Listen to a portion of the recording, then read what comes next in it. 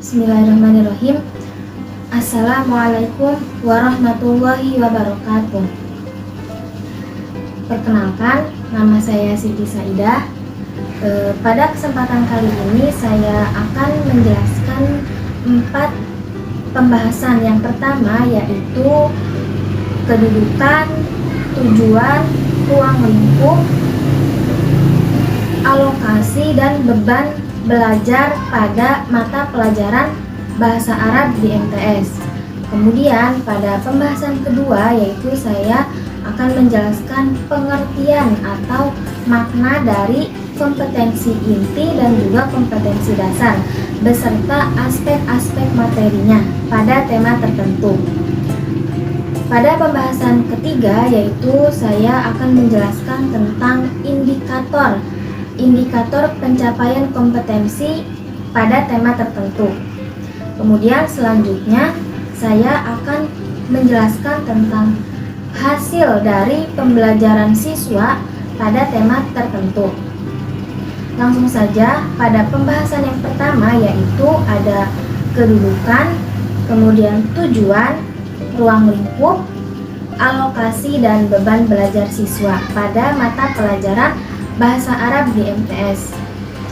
Kedudukan mata pelajaran Bahasa Arab di MTS yaitu sebagai mata pelajaran wajib ya, yang mempelajari 4 kemahiran berbahasa. Yang pertama yaitu kemahiran maharoh kalam atau kemahiran tentang berbicara, kemudian kedua maharoh kitabah atau keterampilan menulis, ketiga maharoh kiroah, keterampilan membaca, dan yang terakhir maharoh istima. Kemudian kedudukan selanjutnya yaitu sebagai mempelajari bahasa sebagai alat komunikasi wajib. Lalu bahasa Arab juga digunakan untuk mempelajari mata pelajaran lain. Lalu tujuan dari mata pelajaran Bahasa Arab di MTS. Yang pertama yaitu untuk mengembangkan kemampuan komunikasi siswa, lalu menumbuhkan kesadaran bahwa bahasa Arab itu sebagai alat utama untuk belajar, lalu menumbuhkan pemahaman adanya hubungan atau keterkaitan antara budaya dan juga bahasa. Selanjutnya yaitu ada ruang lingkup mata pelajaran Bahasa Arab di MTS. Yang pertama yaitu ada tentang at-ta'aruf atau identitas diri. Kedua, marofiqul madrasiyah atau kehidupan di sekolah, di madrasah. Kemudian selanjutnya ada adawatul madrasiyah tentang tentang benda-benda yang ada di sekolah. Lalu ada unwan, kemudian al-bait, lalu min yaumiyatil usroh, kemudian as-sa'ah, lalu yaumiyatina, kemudian ada hiwayah, ada riyadoh atau olahraga, lalu ada mihnah, kemudian ada iyadatul mardo, lalu ra'sus sanatul hijriyah, kemudian haflu bimaulid rasul, nuzulul Quran, jamalut tabi'iyah, kholiqul alam, dan al-hafzu alal bi'ah. Itu ruang lingkup dari mata pelajaran Bahasa Arab di MTS. Kemudian selanjutnya yaitu ada alokasi waktu pembelajaran Bahasa Arab di MTS. Nah, waktu yang dibutuhkan untuk mencapai kompetensi tertentu dengan memperhatikan minggu efektif per semester yaitu dengan alokasi mata pelajaran Bahasa Arab di MTS per minggunya itu 3 kali. Kemudian ada beban belajarnya, yaitu keseluruhan kegiatan siswa dalam 1 minggu, kemudian 1 semester, dan juga 1 tahun pembelajaran. Selanjutnya pada pembahasan kedua yaitu tentang pengertian atau pemahaman dari kompetensi inti dan juga kompetensi dasar beserta aspek-aspek materinya. Yang pertama yaitu ada makna atau pengertian dari KI itu sendiri atau kompetensi inti. Nah, kompetensi inti yaitu tingkat kemampuan siswa untuk meraih standar kompetensi lulusan yang harus dimiliki oleh setiap siswanya. Kemudian makna dari kompetensi dasar.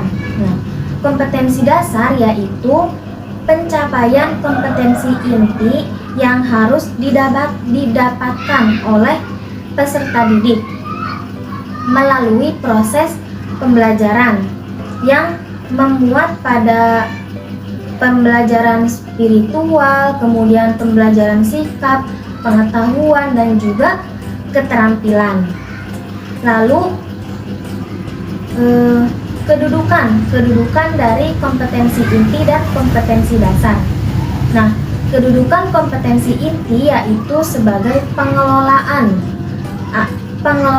dari kompetensi dasar atau acuan dari kompetensi dasar itu sendiri. Kemudian kedudukan dari kompetensi dasar yaitu sebagai tumpuan untuk menyusun indikator dari kompetensi inti. Nah, jadi kompetensi inti dan juga kompetensi dasar mereka saling berhubungan.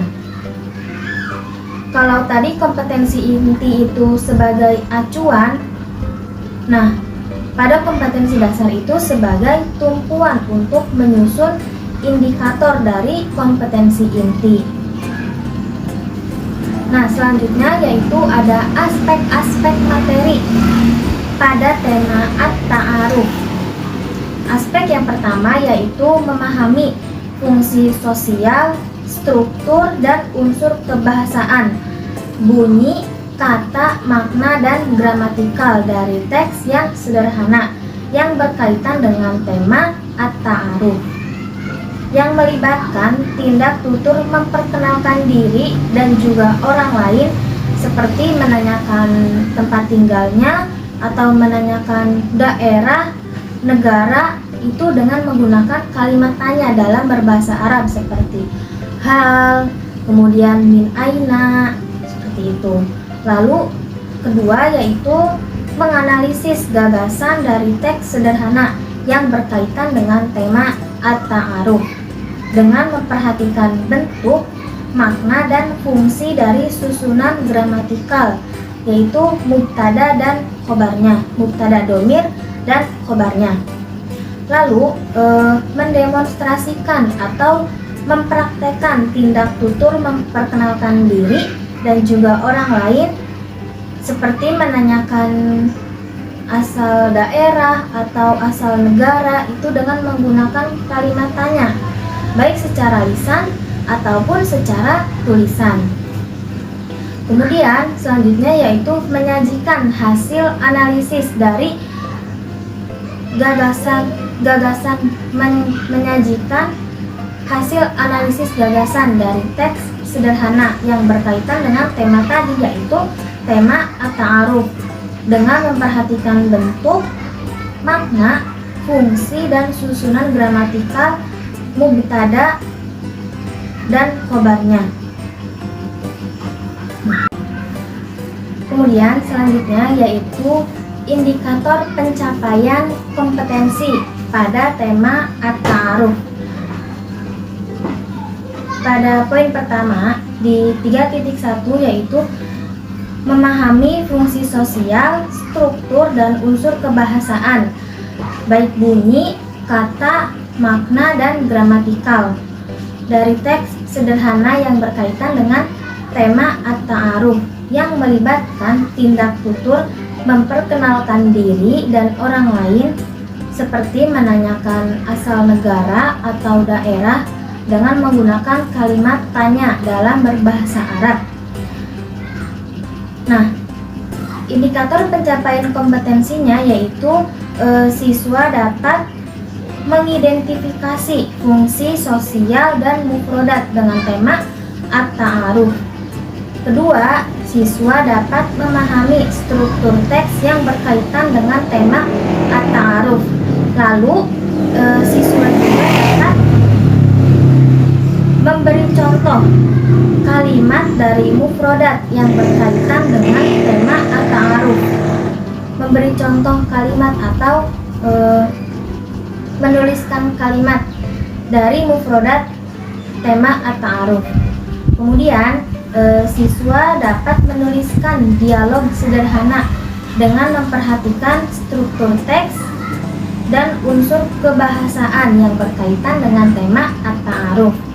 Kemudian pada poin kedua di 3.2 yaitu menganalisis gagasan dari teks sederhana yang berkaitan dengan tema at-ta'aruf dengan memperhatikan bentuk, makna, dan fungsi dari susunan gramatikalnya, yaitu mubtada, dhamir, dan khobar. Nah, indikator pencapaian kompetensinya yaitu siswa dapat menelaah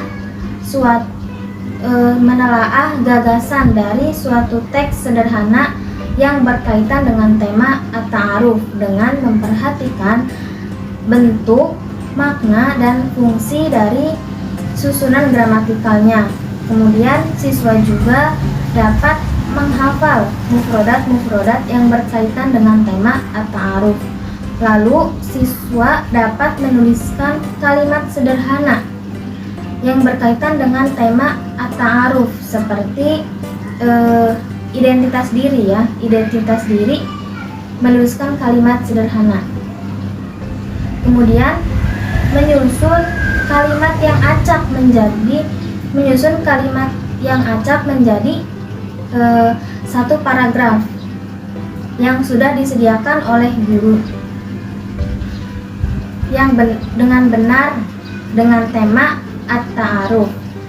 Kemudian pada poin ketiga atau pada kompetensi dasar 4.1 yaitu mendemonstrasikan tindak tutur memperkenalkan diri dan juga orang lain seperti menanyakan asal negara, kemudian daerah dengan menggunakan kalimat tanya seperti hal, kemudian min aina, baik secara lisan ataupun secara tulisan. Yang pertama yaitu IPK-nya yaitu menerapkan tindak tutur memperkenalkan diri dan juga temannya, begitupun sebaliknya dengan tema tadi yaitu at-ta'aruf. Kemudian siswa dapat menceritakan identitas diri dan juga temannya, begitupun sebaliknya. Lalu siswa dapat mencontohkan dialog sederhana dengan tema at-ta'aruf. Lalu siswa dapat menerapkan struktur teks dan unsur kebahasaan dari tema at-ta'aruf. Lalu pada kompetensi dasar 4.2 yaitu tentang menyajikan hasil analisis gagasan dari teks sederhana yang berkaitan dengan tema at-ta'aruf dengan memperhatikan bentuk, makna, dan fungsi dari susunan gramatikalnya, yaitu susunan gramatikal mubtada dan khobarnya. Nah, IPK-nya itu yang pertama siswa dapat menuliskan kalimat sederhana dengan tema at-ta'aruf. Kemudian siswa dapat menyusun pola kalimat yang terdiri dari mubtada dan khobarnya dengan benar ya, dari tema at-ta'aruf.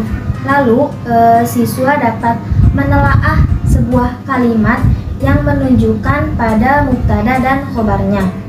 Lalu siswa dapat menganalisis sebuah teks yang memperhatikan tentang unsur kebahasaan dan kalimat dan kalimat yang berkaitan dengan tema at-ta'aruf. Baik, pada pembahasan selanjutnya atau pembahasan terakhir yaitu tentang hasil dari pembelajaran siswa pada tema at-ta'aruf. Yang pertama, itu siswa dapat menuliskan mufrodat dengan benar yang sesuai dengan kaidah kebahasaannya. Kedua, siswa dapat memperkenalkan diri dan juga temannya menggunakan kalimat tanya dalam bahasa Arab, baik secara lisan ataupun secara tulisan. Kemudian siswa juga dapat membaca sebuah teks yang berkaitan dengan tema tadi, yaitu tema at-ta'aruf, secara lancar dan juga benar. Kemudian siswa dapat menentukan gagasan dari sebuah teks atau dari sebuah paragraf dengan tema at-ta'aruf. Sekian yang dapat saya sampaikan, kurangnya mohon maaf. Wabillahi taufiq wal hidayah. Wassalamualaikum warahmatullahi wabarakatuh.